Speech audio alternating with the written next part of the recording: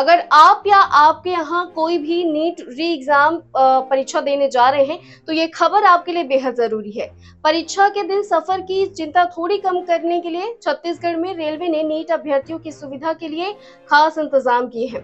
Railway ने 20 और 21 जून को 4 स्पेशल पैसेंजर ट्रेनों का संचालन का फैसला किया है ताकि परीक्षार्थियों और उनके परिजनों को यात्रा में किसी तरह की परेशानी न हो।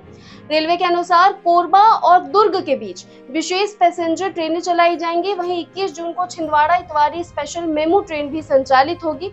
यात्रियों की बढ़ती संख्या को देखते हुए हसदेव एक्सप्रेस का अस्थायी विस्तार दुर्ग तक किया गया है, जो फिलहाल रायपुर तक चलती है। इसके अलावा भीड़ को नियंत्रित करने के लिए 10 ट्रेनों में कुल 40 अतिरिक्त जनरल कोच लगाए जाएंगे। तो अगर आप भी नीट परीक्षा देने जा रहे हैं तो यात्रा से पहले अपने ट्रेन का शेड्यूल जरूर चेक कर लें, ताकि परीक्षा के दिन किसी तरह की परेशानी का सामना ना करना पड़े आपको। और ऐसे लेटेस्ट अपडेट्स के लिए वैम छत्तीसगढ़ को सब्सक्राइब करना ना भूलें।